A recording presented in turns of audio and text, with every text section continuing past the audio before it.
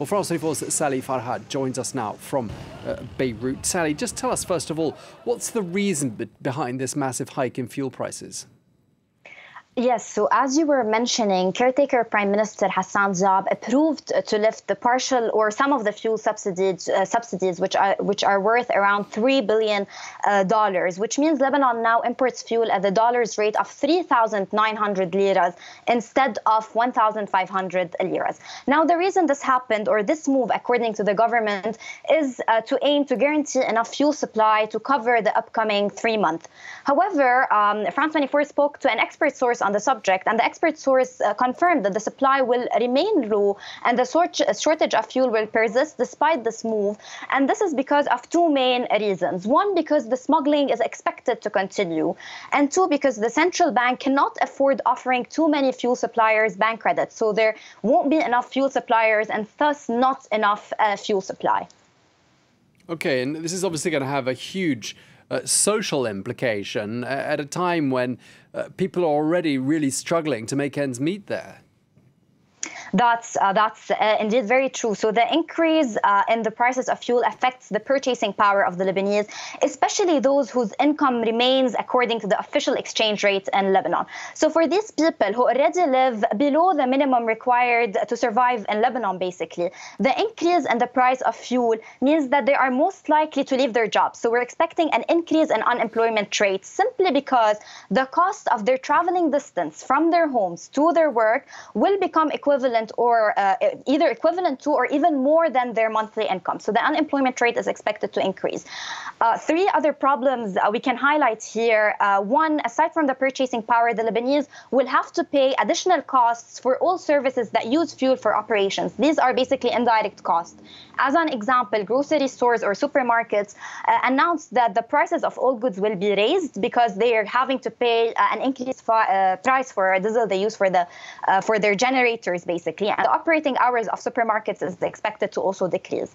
The second problem is the less power or electricity shortage. And this clearly affects too many sectors, but particularly the healthcare sector in Lebanon, which only yesterday, by the way, one hospital in Lebanon, the Rafiq Hariri University Hospital, had to turn off air conditioning in the hospital in different departments because there was not enough fuel. And the director of this hospital, Dr. Firas Abiyad, actually said that this is literal, I quote him, this is literal hell here. So we're basically stuck in this vicious cycle.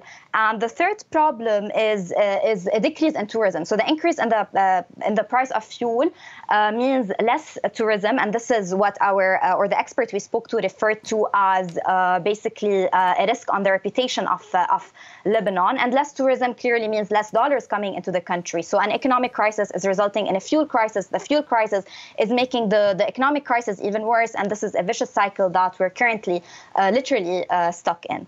And to top all this off, the government in Lebanon has been in deadlock for 11 months now, and there is really not much hope for its formation given the inability of our president, Michel Aoun, and the designated Prime Minister, Saad Hariri, to actually form a government. As you were saying, today is one example of an international meeting to call and push for Lebanon to form a government. The Lebanese themselves have more hope in the international community's support, but in reality, experts say that there is a huge possibility that Lebanon will not be forming a government anytime before the next parliamentary elections.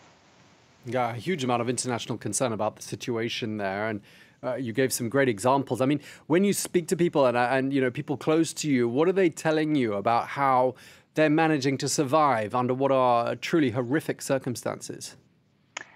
Let me start here by saying that we have extremes in Lebanon. There is no longer a middle class. So there's either extremely poor people or rich people, no more in betweens. And the poor clearly make up more than half of the population. Now, how is this population, more than half of the population, how are they living? A family basically who wants to buy milk for their a toddler, if they have a toddler at home and they want to buy milk for them. Milk, the government removed subsidization on milk. Now, one jar of milk costs around 200,000 liras.